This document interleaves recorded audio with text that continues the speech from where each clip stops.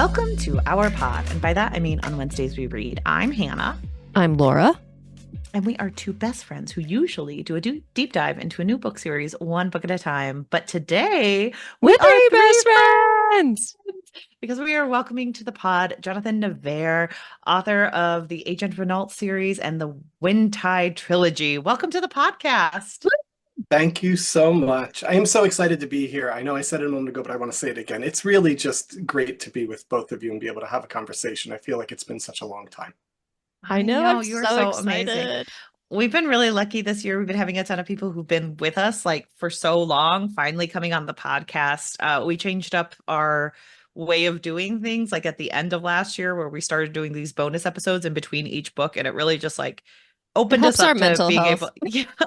It's so nice to just not read like another Wheel of Time book or another Dresden File book and like get to I just get hang a out with break from people. Loop Gurus.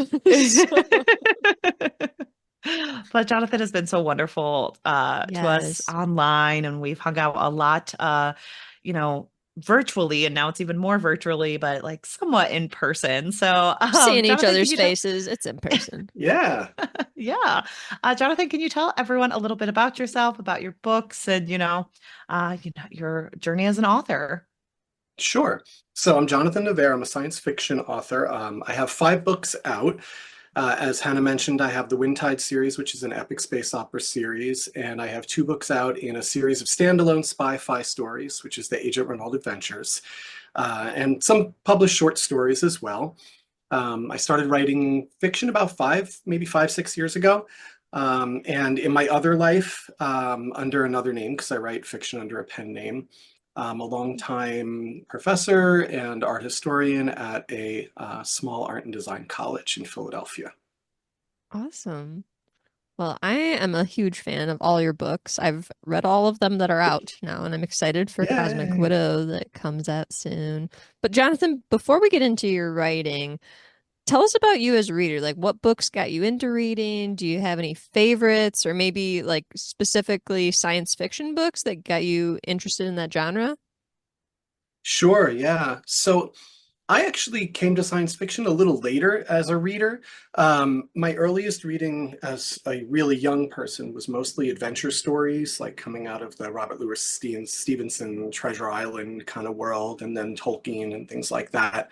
And it wasn't until really my late 30s, early 40s that I started really seriously reading science fiction. And my gateway science fiction drug was actually Arthur C. Clarke. So, like a very old traditional science fiction writer. But from there, I just kind of started devouring things and just started being off to the races.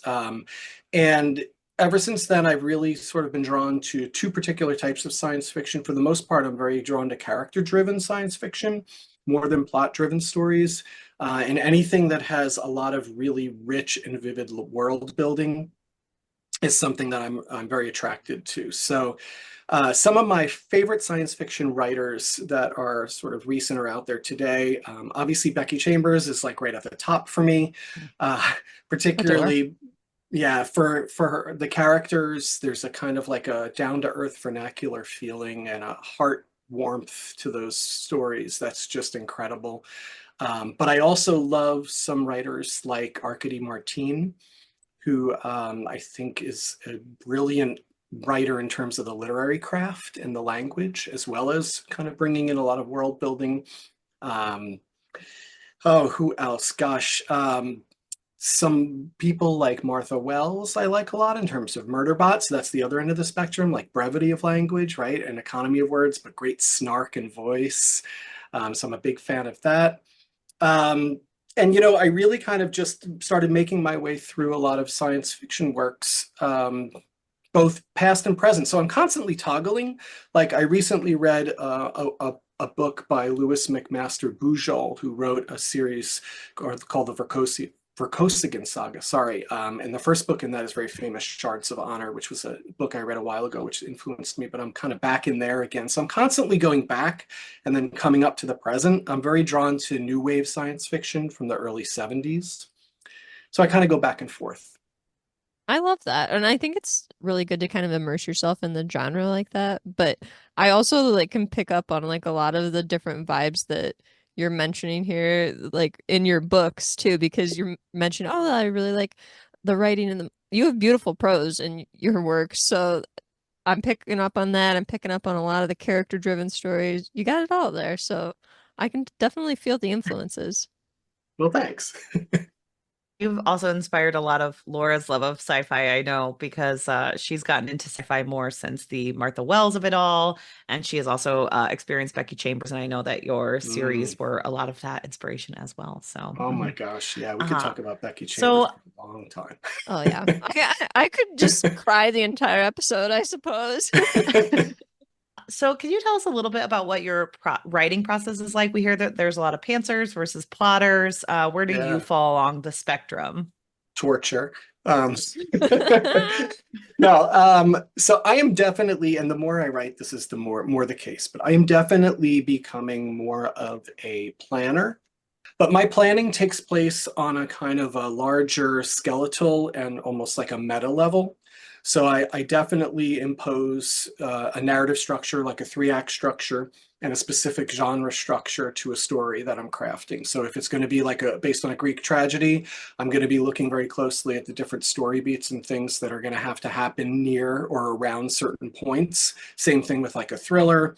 And I definitely plot out those essential turns and moments in the story.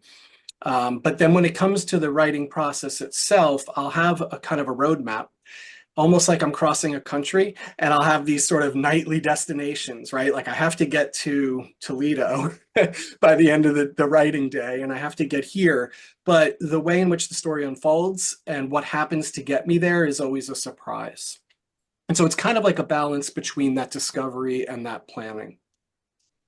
I heard recently, this was on TBR Con, they were talking about like writing process and stuff. And I think it was Sue Burke who said anybody who says that they're a pantser is not truly a pantser. Like you have to have some sort of plan to get there. And it kind of sounds like that's kind of your process is that it's a little bit like looser structure, but there's still a structure and idea of how to get to the next checkpoint.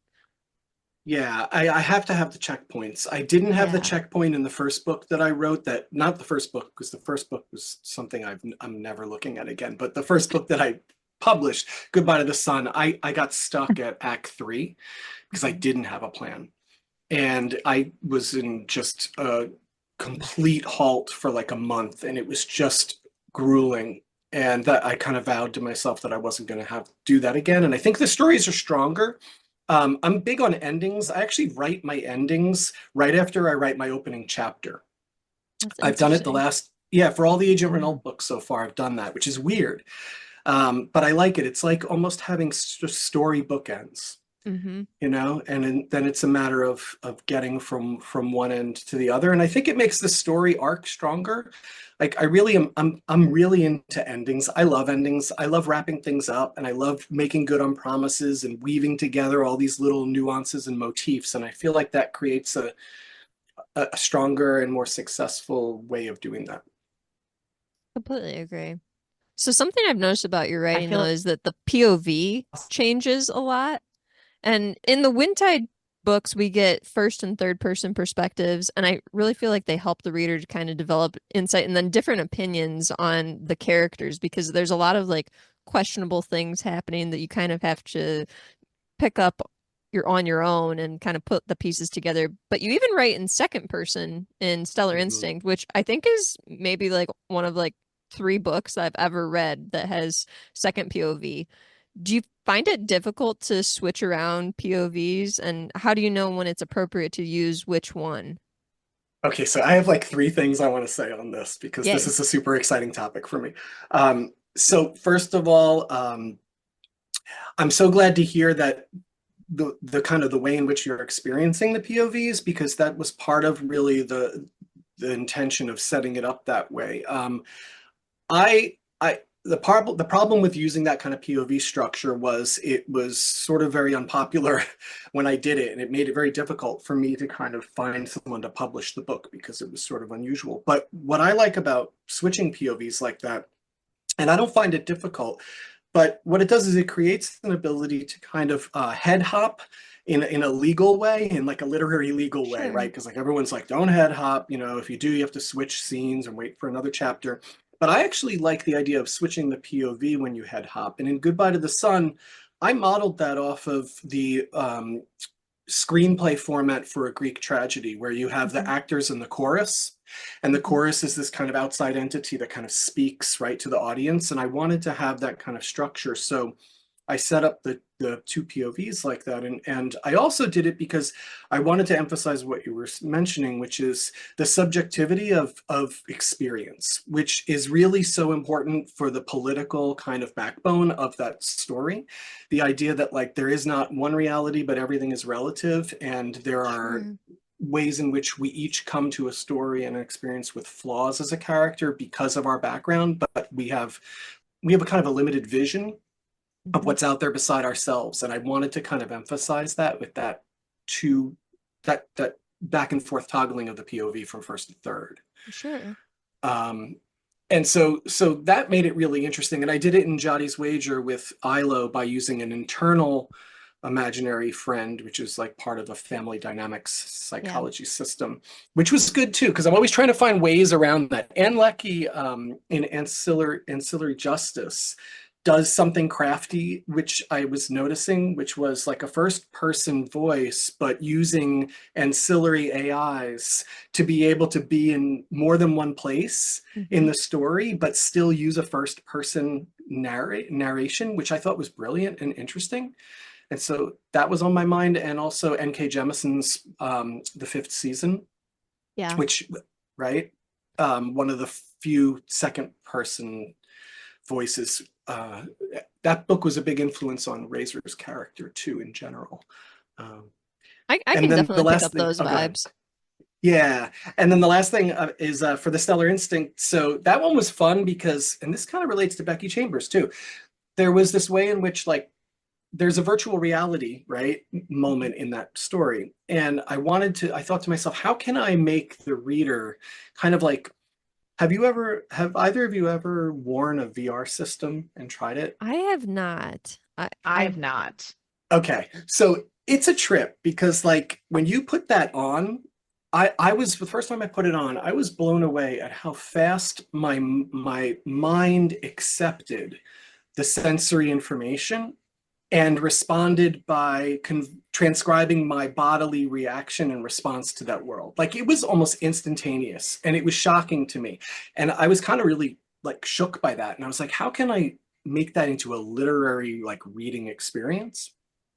And so I thought a lot about tabletop RPGs. Like I play D&D, and you know, you use so much second person voice in role-playing games. Like even if you use a Dungeons and Dragons campaign module, right, it'll often be written in second person. And I thought, oh, well, that's very immersive. And so I decided, let me try to use second person for every time either the main character or the villain is entering into the VR field. And the difficult moment was deciding, do I use and I talked to some beta readers about this, was do I use you or do I use she? So when Lillian enters into the VR system, you would normally default to she, right? She enters into this room, she moves over here, but it felt still like too distant to me. And so I made the call to use you, sort of like thinking about Jemison's like you are she is you are Essen, like this idea that like you're kind of the character at the same time you're not the character. And so I went for it. I rolled the dice. I think a lot of people like it. There are some people who've told me like they don't dig it, but that's okay. I can see that though with like anytime second POV is used, that it almost gets a little like more mysterious and maybe a little confusing at times. So I can see how that maybe would take people out of it a little bit, even though it does bring other people in. Yeah. Well, it's also kind of a throwback to old school like reads from like childhood magazines because like I feel like I read those all the time where they're like you are here and then you do this and it's like it's a Yeah. good self-insert and I do think it brings the reader into the conversation in a really unique way. I also just wanted to mention briefly, like you talking about VR. There was a recent interview on Conan O'Brien's podcast where he was talking to Rashida Jones, and they started talking about virtual reality and AI and how it's so easy to get involved with it. And she said, but when I was in the Muppet movie, it was really easy to just immediately accept that I was talking to Fozzie and Right. not the puppeteer, the puppet. Right. Yeah, totally. Totally. Yeah, it's an interesting like conundrum to as a writer to try to figure out how to do that. And I think Becky Chambers does a really good job in that with Wayfarer, where it's like talking about an AI inhabiting like a human body, right? And like Orion, I recently read Neuromancer, which I should have probably read years ago. And in that, William Gibson also he like refers to the body as just meat. And Mhm. that word was like so powerful to me because it was like it just gave it this kind of I don't know, vulgar, like physical vulgarity, you know, and the Yeah, there's very much consciousness like Well, a sort of inhabiting. disconnect between the body as like a vessel. Yeah, totally. Laura and I just read Emma's for Monster with another author. It's a graphic novelist who a Talia sister Dutton. tries to reincarnate her, yeah, Talia Dutton, and she tries to reincarnate her sister and ends up bringing to life a new person inside her sister's body. And I think that Ooh, that's always something interesting to play with. Yeah, it's really wow. good. Yeah. Yeah, POVs are fun. So going from Windtide to the Agent Renault Adventures, they're both like very sci-fi, very fun, great sci-fi series, but a really big shift. What was it like to shift in your writing from one series to the next? It was very relieving in a way. Windtide, Windtide was so I wrote Goodbye to the Sun as a kind of a standalone because I was querying at the time. And you kind of had to, at that time too, especially agents were really interested in series specifically. So you Mhm. had to kind of use this very finessed language when you queried, which was a standalone with series potential. And so Sure. you kind of had to write a book, right, that was like had its own autonomy, but nevertheless could be more. And when I wrote Goodbye to the Sun, it was like my first foray. And I was like, I'm going to write this, super big epic space opera with this literary edge. And, it's going to have this heavy hitting content. And there was, a lot of reasons why I made the characters so I go through these big arcs. And then I got asked, it got picked up by an indie press and they were like, well, we want you to write three. And I was like, oh, okay. So then I had to write Jati's Wager and then I had to write No Song with Silence. And it was like, by the time I finished those three books, I felt like I had had an exorcism. like those books were in a way like an exorcism for me. Like in a way I was, in the first book, I was dealing with some personal stuff that I think came out through the story. And then I think in the second book, a lot of that book reflects my pedagogical identity and what I think about teaching and education. And there's a lot of like critical theory under the surface in there. And then the third book was just like, oh my gosh, how do I wrap this all up? And so having to bring it all back together. And I was exhausted. And I think I was inspired to keep writing and I was jazzed and I was like, I want to keep making books. But at the same time, I was like, I just want to do something super fun, super light with sort of all the tropes and just go all in and just have a good time of it. And that's what made me switch so drastically from one to the other. I love that. And you can And totally feel how Windtide would be a lot because once you get into the third book, like even I was just like, oh man, there's a lot going on here. Like Yeah. I often feel like Dune seems like a similar type expansive series like that. Not as weird, obviously. Windtide, we're not having as many weird things happen, but it's very expansive and so political Yeah. that it's just hard to tie everything back together. But you did a great job of it. But I can definitely see how you would want a switch. Yeah, it was like an art of weaving, like there's a series of lectures that Brandon Sanderson has online from BYU that are free that I really gleaned a lot of great advice from them. But that idea of like making good on your promises that he talks about, making a list of promises and making good on them, that helped me so much because I did that in each of those 3 books. And I kind of pushed, the mistake I made was I pushed a lot of the promises off of book 2 to 3. And I was just like, I'm just going to write book 2. It's a heist. It'll be fun. And I pushed the promises. And then I ended up on that book 3. And I had so many promises to make good on that it was a lot.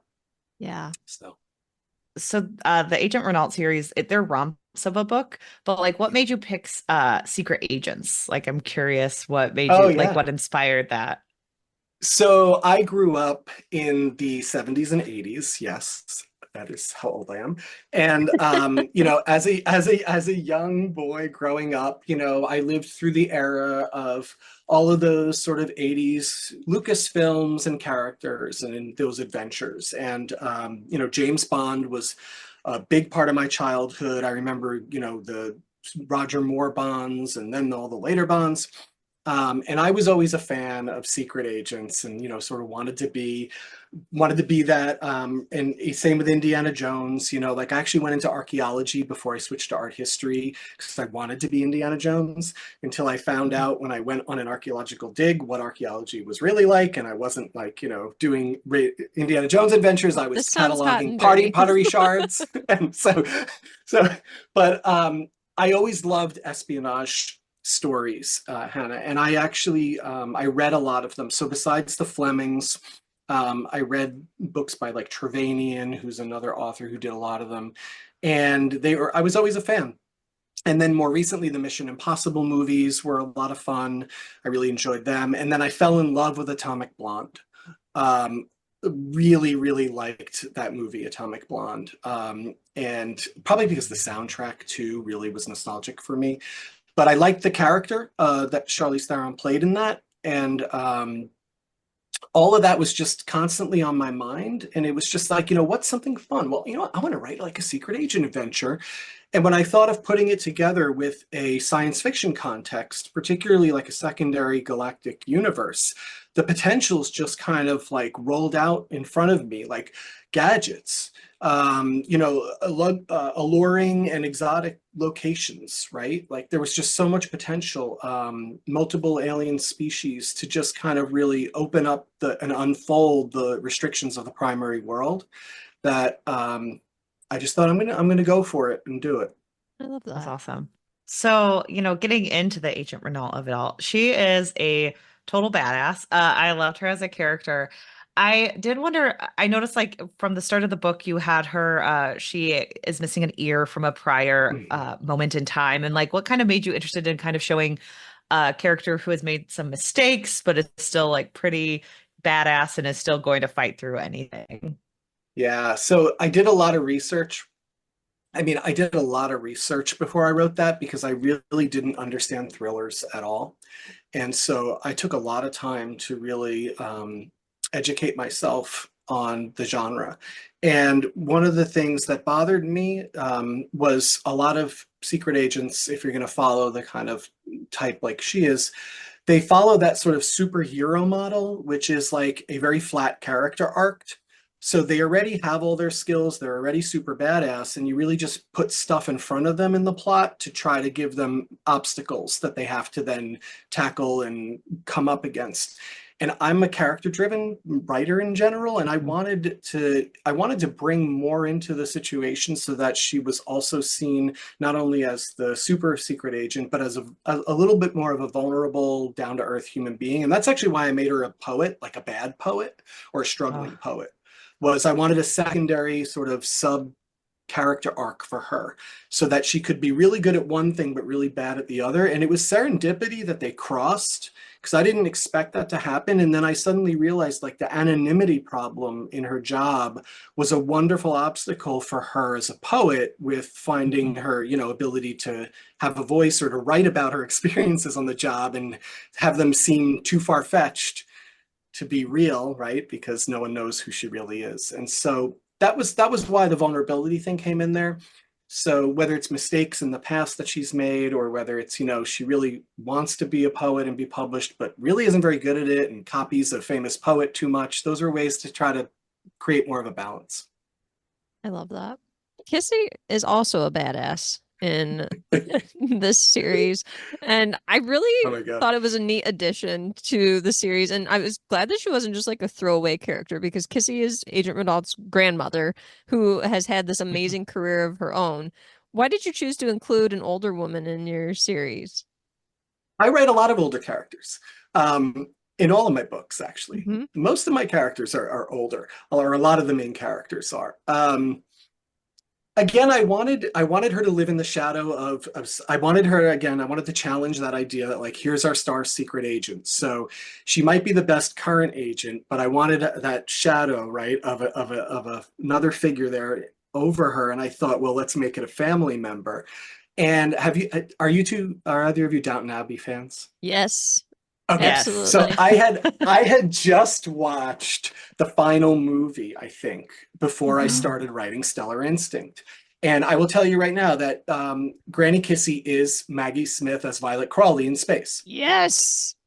I mean, she Love basically this. is. That's the inspiration. And really, interestingly enough, the relationship between Violet and Mary was Mhm. a model for Mm. me for Granny and Lilene. Honestly, that makes perfect sense. Yeah, that is no notes. You probably picked You up really the did. like bobbing head thing, which was my Uh-huh. definitely nod to Maggie Smith. Yeah, totally. I love that. There's also a lot of action though in this series and a lot of like combat and travel and battle in space. Do you find it difficult to write some of those scenes? I mean, not difficult, but I try to figure out how to convey them in a way that isn't too much of a tell. You know, like I try to really be careful. So I try to keep them short, which adds a little bit of realism to them too. So it's not overly far-fetched. But Mm. I don't have too much trouble writing them. You do Christopher Rucchio, who writes like Empire of Silence and Yeah, this yeah. big series. I was listening to him talk about this and how he like walks around his room like making movements and sword motions, right? Like I do a lot of the same Oh. kind of stuff. I actually like get up and move around to try to get a sense of like what she's doing, and then from there try to write it so it stays close. But I try to Your keep them neighbors see you short. out in the yard moving around. What's going on over there? But I try to keep them short. I try to go for short, punchy over long, overly sort of dramatic.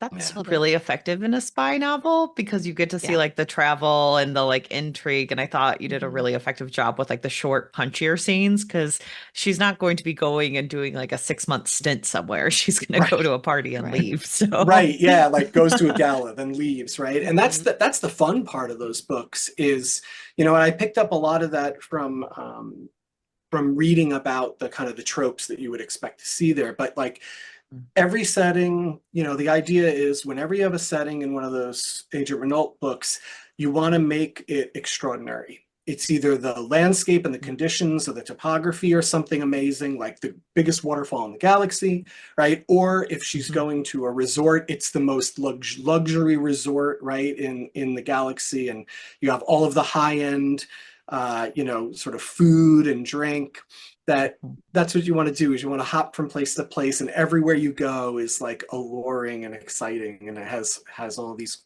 great sort of elements to it. That's fun too, But you actually. also have Hmm. real world implications with third party hunters handling parking, which I thought was like Yes. brilliant. Yes, exactly. Yeah. Yeah, totally. There's a lot of fun with that stuff. To bring it back to the poetry that you had talked about, like what made you pick poetry for Renault?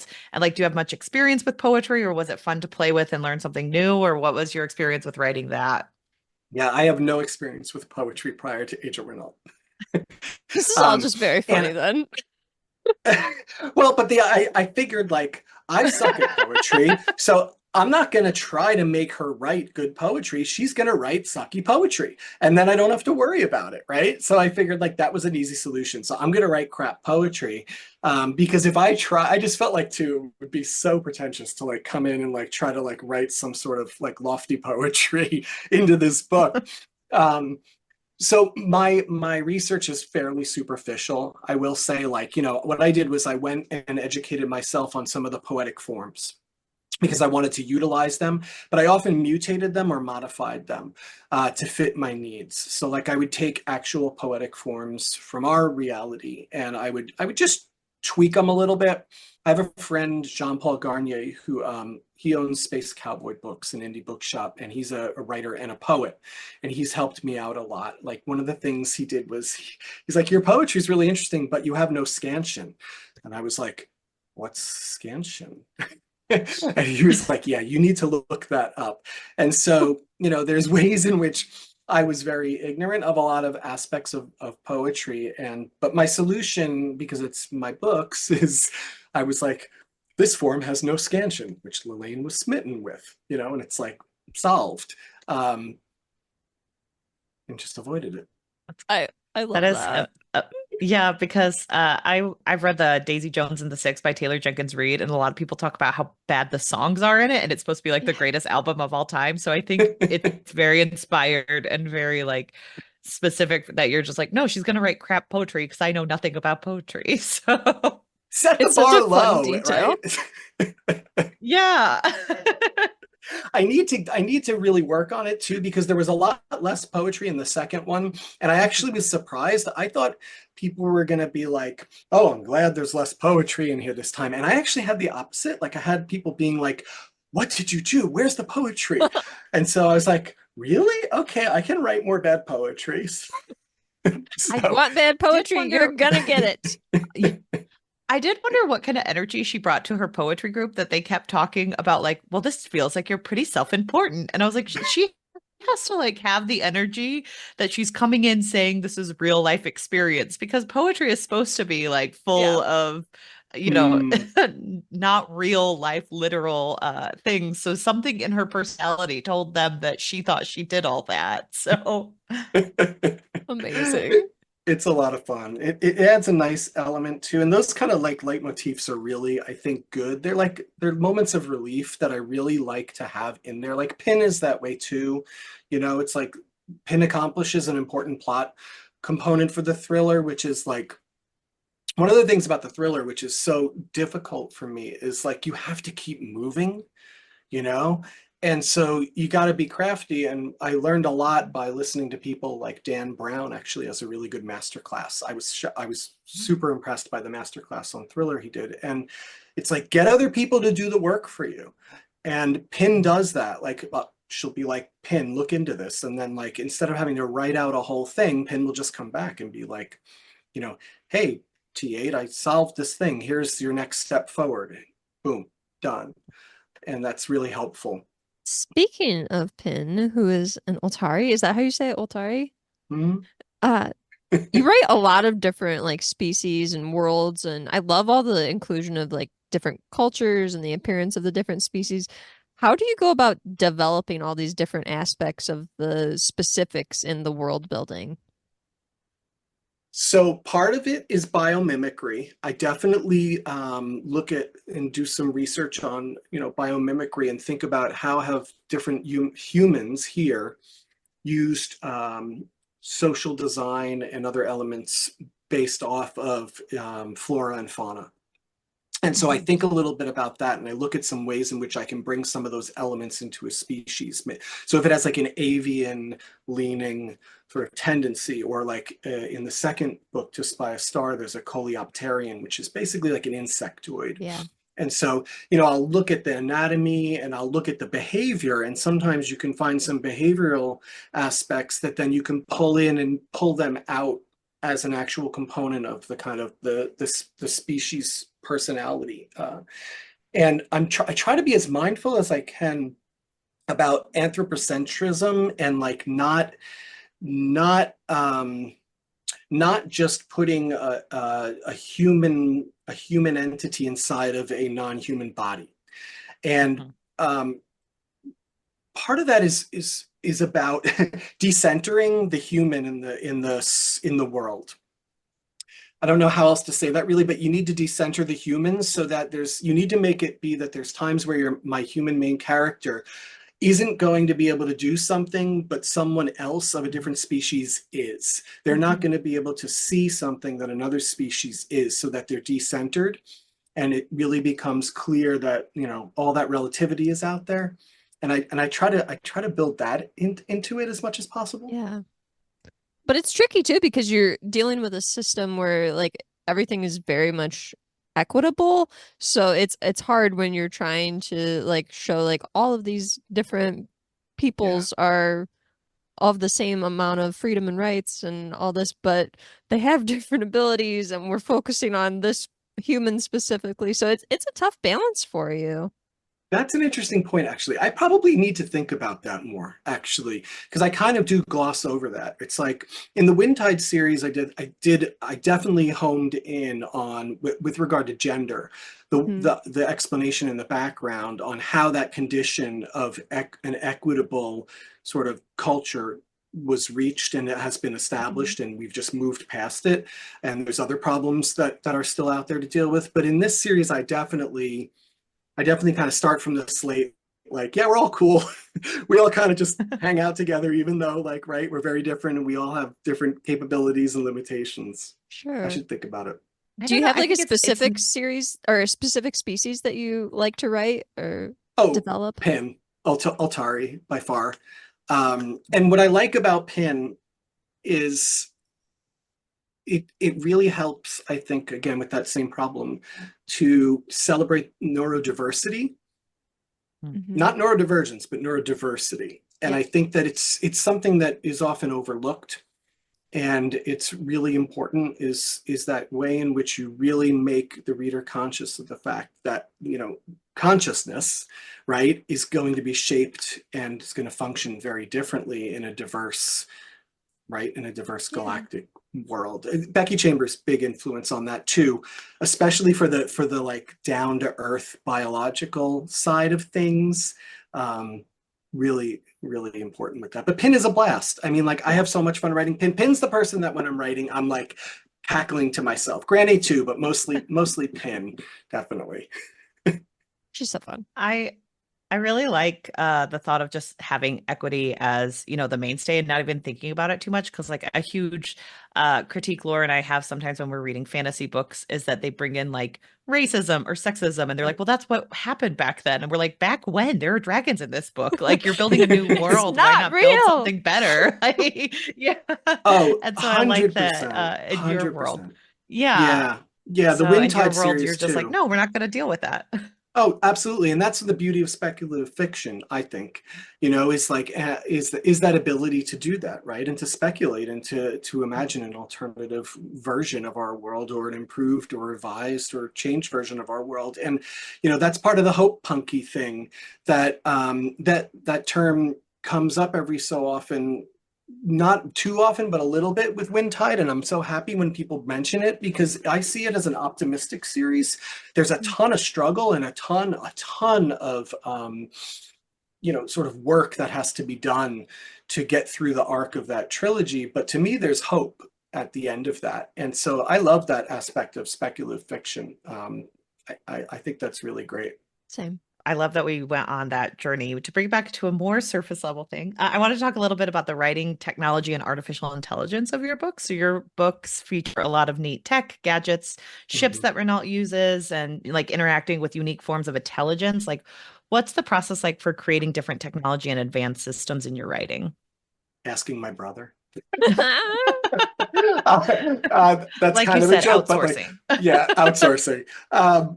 You know, you know, part of it is just problem solving, right? It's like, so I need Laline to be able to see and hear what's happening across this room, right? And what are the circumstances of something that she can wear that's going to not stand out? And then it's kind of like you just go into invention and you try to figure it out. The beauty, though, that I like, Hannah, which is so much fun about the science fiction side of this, is I'm not bound like a hard science fiction or like a primary world spy novel might be. I'm not bound to explain how any of this stuff works. And that is such a liberating aspect, to just be like, yeah, this does this cool thing. cool, let's use it. And I just move on because that's not really what I'm focused on as a writer. Like, I love reading hard science fiction. I don't have the intelligence or the skill to do it. It's not an area that I'm versed in. So for me, it's more of I need you to use this thing to move the plot. And it's also really cool and fun, and we're going to see it do its thing. And that's how I get to it. But a lot of it is just kind of problem solving that. But I do also ask my brother sometimes, who is more of a tech driven person. And he actually will oftentimes give me some ideas and things. Like he gave me a portable, unfoldable 3D print mask printer idea that I use in the books. I love that. I I guess I can yeah, that's delete my amazing. question about like how does this specifically work? Will I Don't see the ask me. diagrams? Do not ask me. But that's an important thing to acknowledge. Like right, like FTL, those things, they just work in my books. So I'm very much like a Star Wars universe in that way. It's just, Don't ask too many questions. Honestly, don't ask. I prefer that. So so I Me too as a understand. writer, believe me. Right? Yeah. Just a little bit of hand waving. I will I believe anything. I always feel bad too, like when I have to say, like, oh, I'm a soft science fiction writer. This is just the way it is, and it works. I feel like it's a cop out, but that's not the focus of the storytelling. It's kind of like with No, I'm Star Wars, how with the sequel trilogy, everyone was zooming in on Rey's lightsaber and they're like, there's a screw here on this. Like, what? And it's like, how else did you think it was going to be held together? Come on, Right, people. right, exactly. Yeah, totally. can you tell me like what was your favorite scene to write for Renault in the first book? Because I also like knowing like what makes an author tick that way. Only if you tell me your favorite scene after, if you have one. Okay, yeah. Okay, so let me think. In the first book, well, that's a tough call. I do very much like the scene of her visiting Granny at the retirement facility. Mm. I know it gets a little bit kind of like lighthearted and edging on cheesy, but I do find it very amusing. I do like that. I also will tell you that I like the opening scene, the end of the opening scene, which is the moment, without giving too much away, but people can read this in the sample. When she finally gets out of that dire situation, there's a moment of reflection afterwards, as the scene closes. And those are my favorite moments to write as a writer. Like, to me, the reward of the drama and the high action is my moment to then have the profound after effect. That's more for me fulfilling than writing the drama which is why I like endings, I think, because I like the post climax resolution afterwards. And so that scene where she's falling back to the snow covered planet of Frebu and looks up and the sky is half storm and half a blanket of stars, and the moon rises and there's that moment. That's what I live for as a writer. I live for the creating all of those other things that get you to that moment. So that's probably my favorite. I really loved the opening scenes. Like I just loved the intricacies of the building of Renault's character. And also the I love a miscommunication where the reader knows more than the characters. And so her getting attacked after visiting Granny, and then we cut to like the big bad, and he's like, how was she so good at this? I'm like, I loved that scene. I thought it was just delightful. That's great. That's really cool to hear. Yeah, that's really fun. There's such a tough balance with that too. Like I'm struggling with that a little bit in Cosmic Widow, is that idea of like how much do you tell the reader and how much do you withhold from the reader, especially because it leans more mystery. And I always read like readers don't like when you don't tell them things. They prefer to be looped in and to know more than the characters. And I definitely agree. It's a great feeling when you have that moment where you're sort of like but then you're following the character that doesn't know. It's an awesome place to be. Yeah. So switching gears a little bit to Windtide, a lot of the situations and characters presented in the series are in like such a morally gray area, which adds a lot of depth to the story. But you'd mentioned to me that ethics was like an interest of yours when you were writing the books. how do you find this balance of bad and good when you're crafting characters whose ambitions aren't always justified? That's a question, Laura, I think. So,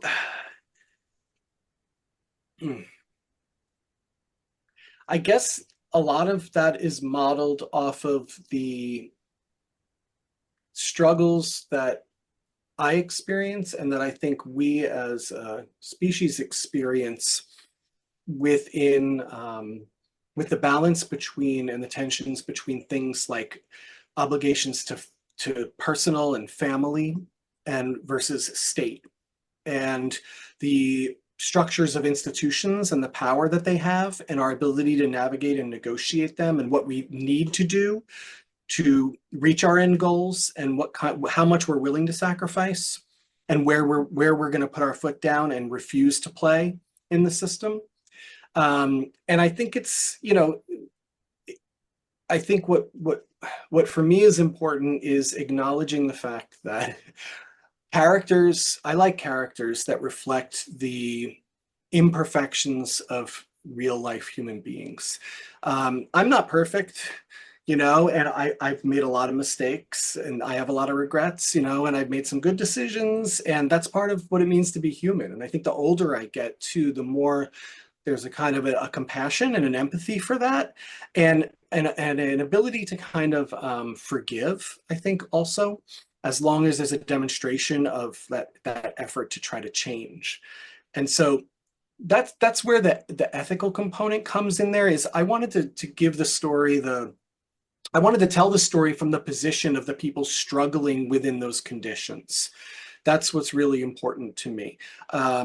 And how are you going to figure your way out of this, right? And where are you willing to bend? Where are you not willing to bend?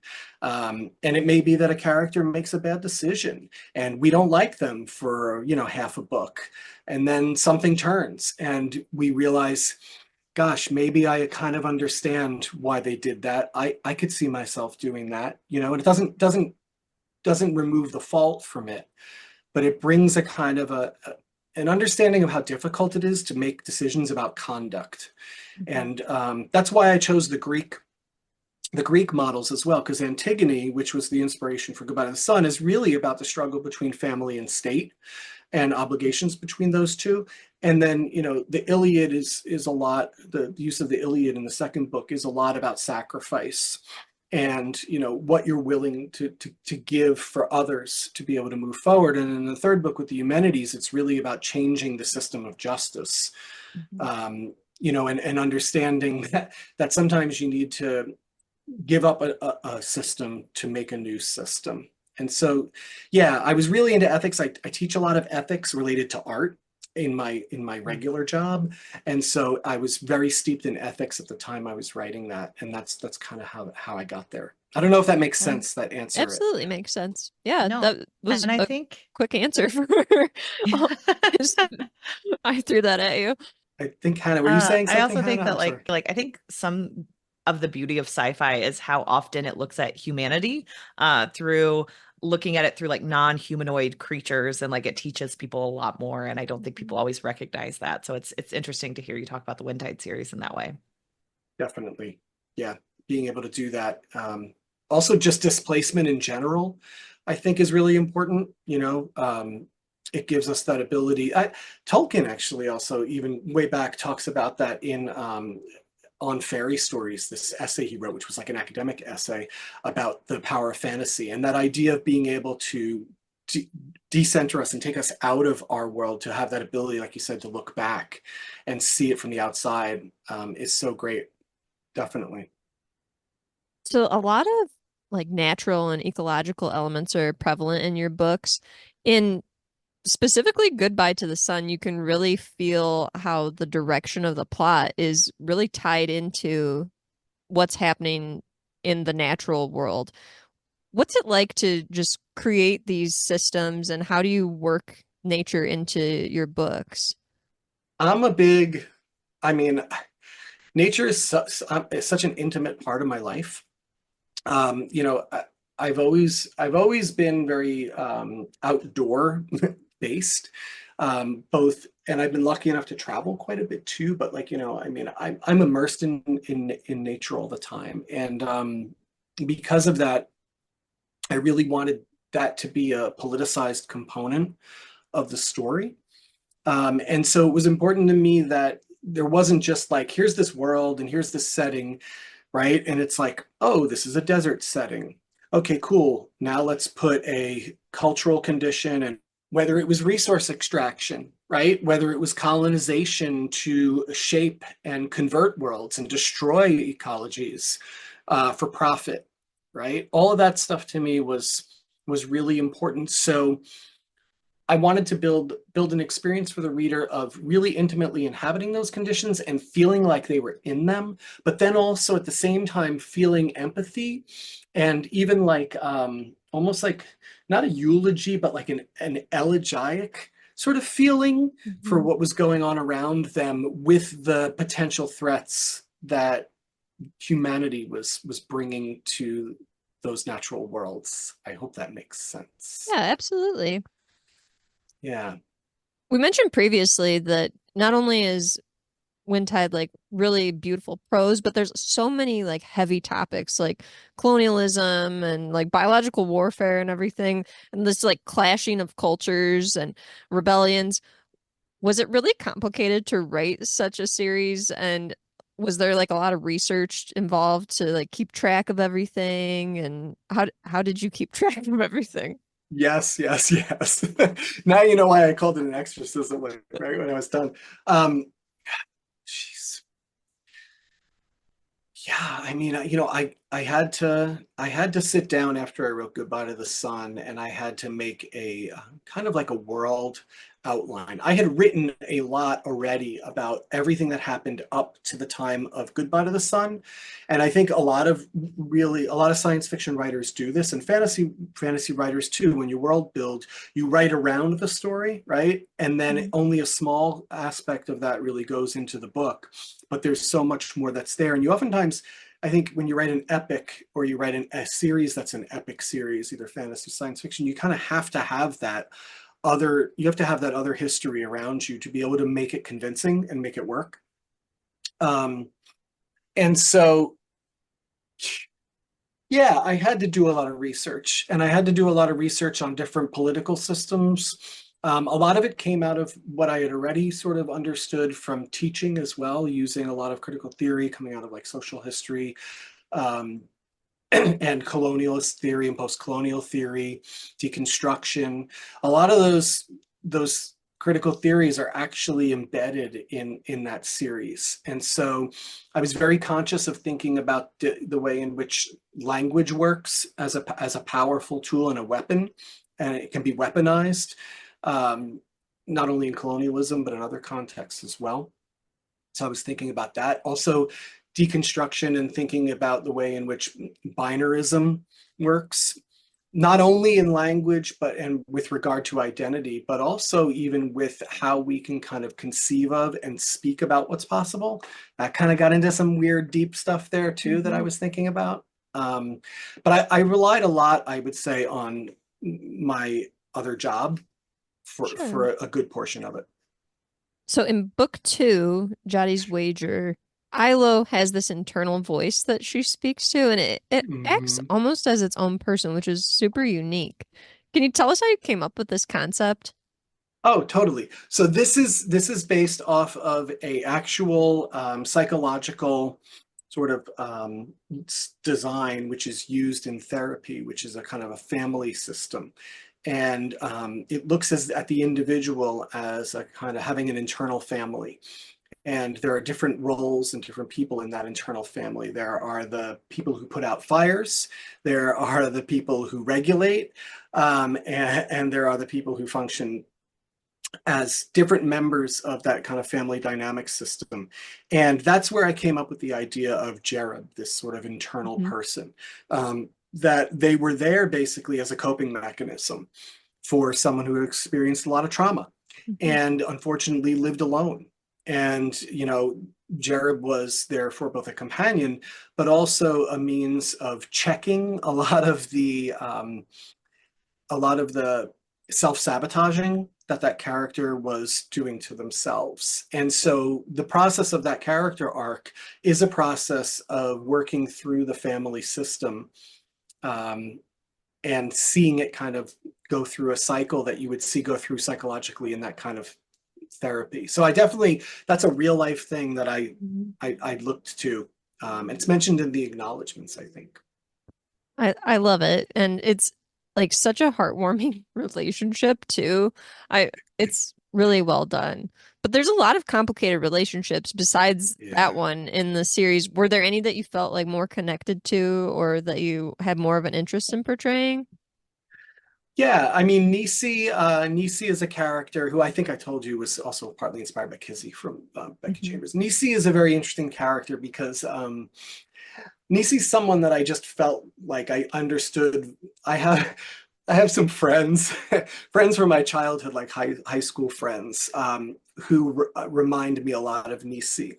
And you know, oftentimes you you were having fun with them, but you never quite knew at any point where things might tip over an edge and a danger factor, right? Or some other factor might come into play, or someone might snap into a different kind of person. And I kind of based that off of it. And it was a lot of fun to write that because I felt very familiar with that. And so it was easy to make that character feel believable for me, and I really enjoyed writing that character. Of course, Jati, for the without a doubt, was probably the most Yeah. fun to write. But they're a crew, you know. That's a heist. I mean, I looked definitely at the typical structure of a heist and followed that for that novel. But Nisi, I would say, I love was Nisi and someone. Tara too. Like both Oh of them are yeah. great. They like add a lot to the story, honestly, the two of them. Yeah, definitely. Tara's interesting too. I felt like Tara was more of the like opposite of Nisi, right? Like you Hmm. have Yeah. these two characters, right, at opposite ends. Yeah, they're Yeah. very much like kind of foils of one another. Hmm.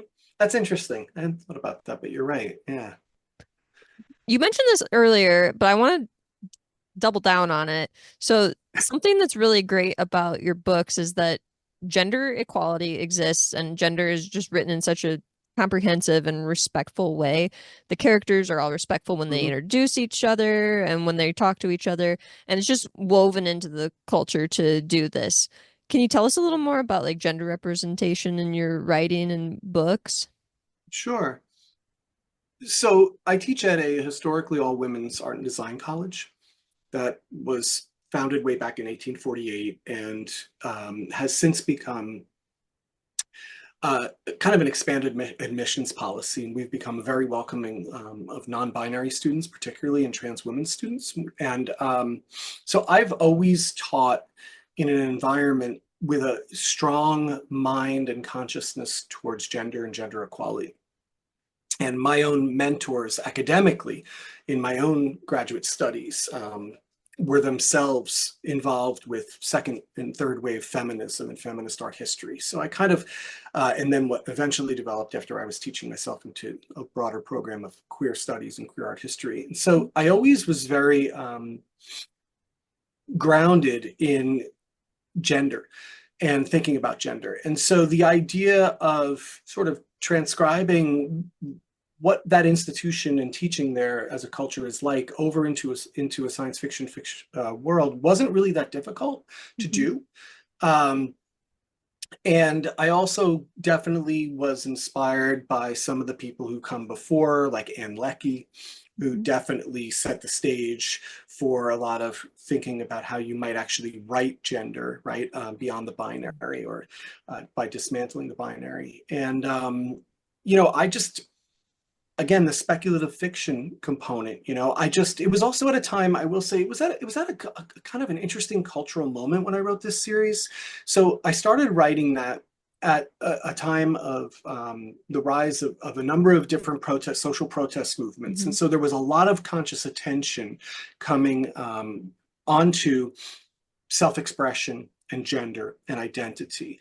And so, you know, being steeped in that and teaching in an environment where that is so prevalent, it was natural to me to want to ensure that gender was addressed explicitly And I will say that I have to give credit to them as well. But Arena, who is a sensitivity reader, who wrote who did a reading of all three of those novels, was essential in helping me, as was my critique partners, Lindsay and Michael. They really gave me a lot of important input on how to do this in a way that was convincing and appropriate and not pandering, but looked and came across as believable. And we defaulted a little bit in book one, I think, to over explanation and world building, and that was done a little purposefully. I think that's kind of a book one thing, though, for most Yeah. series. Yeah, and I did that purposely.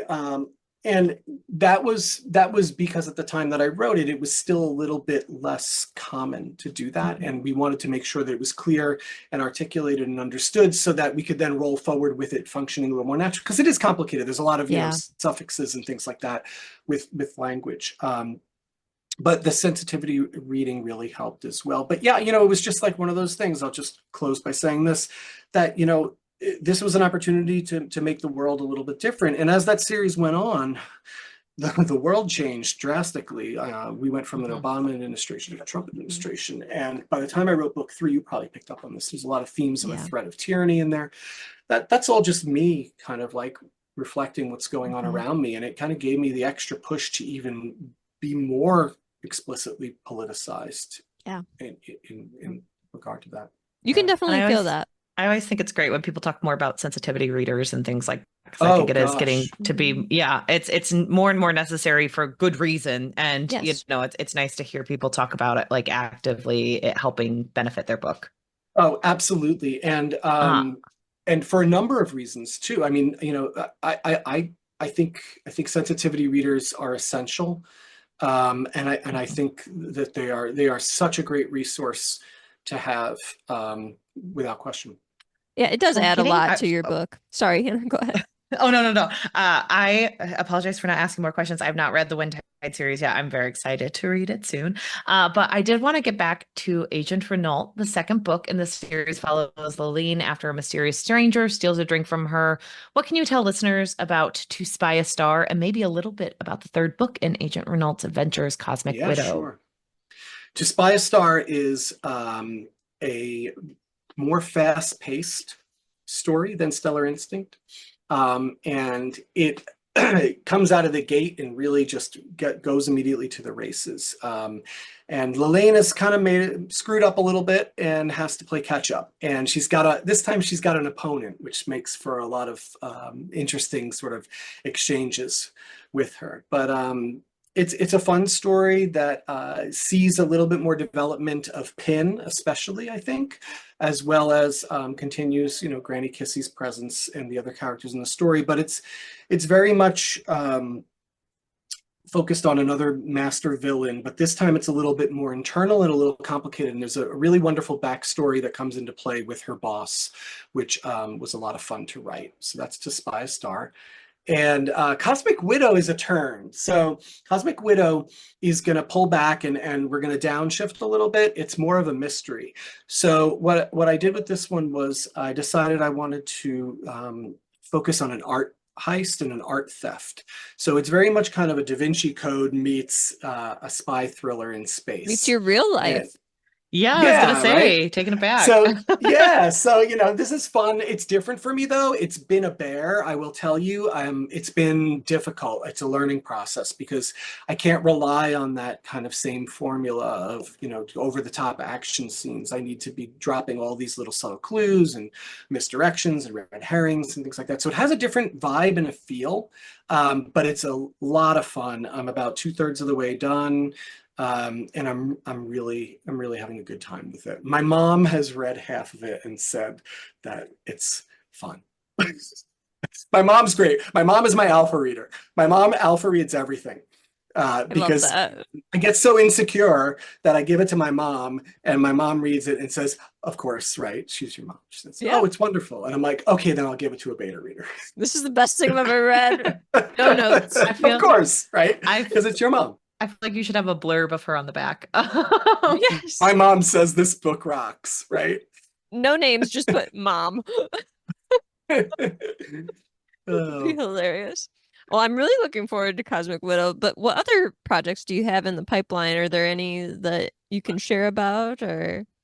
So I have actually a couple of short stories that are coming out. So I have a short story that Laura, you actually helped me with. Mhm. I read it. I read it at Space Cowboy, but it got picked up the other day and is going to get published in simultaneous times, which is great. So that's going to be coming Yay. out. It's called The Darling Murders. Thanks for helping with that. That's kind of a fun little lighthearted story.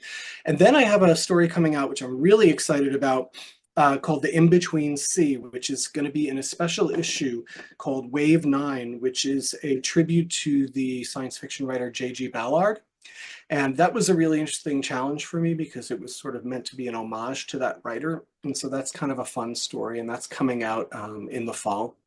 And then Cosmic Widow will be out in November. And beyond that, I really don't know. I have one more Agent Renault for sure in me, just because I have it already kind of there and know what I want to do. But speaking of things I'm doing, I know, Hannah, we were talking about this earlier. I've been playing a lot of Red Redemption 2, which Yes. I don't know how, somehow a friend of mine was like, you need to play this game. And I'm like, I'm not really into Westerns and cowboys, but I started playing it and I've kind of become a little obsessed. And so I'm kind of getting the hankering for a space Western. Hey. Ooh, yeah. So I don't know why or where, but like, I loved Firefly. Um, Hmm. I don't know. I'm not ready to go back to something that's like Wind Tide-ish yet. So I may try like a novella, maybe like a space western.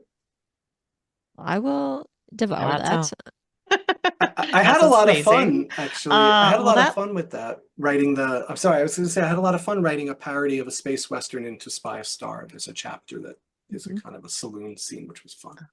well that leads us into our next question, which is what you're currently reading, watching, and or enjoying. So, Yay. Red Sky Redemption definitely qualifies. Yeah, right. And Laura knows that I've been watching The Acolyte because we've been chatting about it. I have one episode to watch to be caught up, but so I'm watching that, which is wonderful. Always watching my British murder mysteries because they're food for thought for my novels, Oh, like Vera and all that kind of stuff, which I love.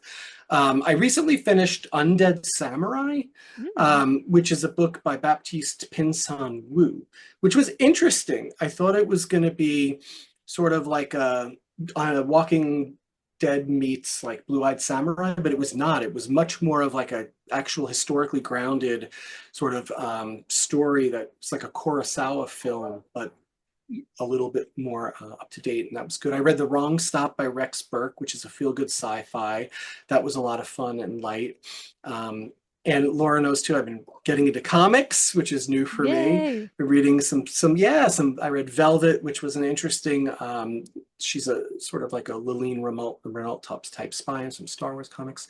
Um, and I'll just end on this one and then tell you what I'm reading. But I also read a book called The Elements of Eloquence by Mark Forsyth, which is a book about writing and the art of writing and different particular literary devices, which I found so fascinating. And I'm going to try to incorporate some of them. And so I'm looking forward to reading Angela Bourd's Fool's Promise, Ooh. which is the second book in her fantasy series, she's a wonderful writer. And I also peeked today at Tatiana Obey's Sister Samurai. Uh, Ah. I kind of like, after I finished Undead Samurai, I was like, I think I'm still on a samurai kick. So I'm sort of curious about that book. And Jeff sent me an arc of his third book in his Evelium series yesterday, so I'm excited to read that as well. Awesome. Well, that Sister Samurai, I've heard that it's very much like Sword of Kaigen, which had me interested because Hannah and I both recently read Sword of Kaigen. She hosted like a big Mega May buddy read. Oh, cool. And so that was the book that was chosen. But I heard that Sister Samurai has similar vibes. So I'm interested in that one for sure. And then I'm Yeah. I'm hoping to get into more of Angela Bourd's work too, because I read her novella Dragon Meat for Sphinx, Oh, yeah. and I I haven't loved read it. that book so much. So I'm like, oh man, if I can just get myself over the hurdle of this is an 800-page book, I Yeah. will It read is a Fortune long, it is a Spool. long. If Origins Fool is a long book, but it is a wonderful book. Angela is such a gifted writer. I mean, I'm amazed at her use of metaphor, particularly, and simile, and analogy is just delightful. Mhm. Like I would like sometimes DM her and be like, "How do you do this?" Like, it's just wonderful. Really, really wonderfully written stuff. So. Well, that's awesome. Well, Jonathan, thanks so much for coming on today. And it's been so great to have you on. It means a lot to me personally, just because I really adore your work and you've just been so kind to me.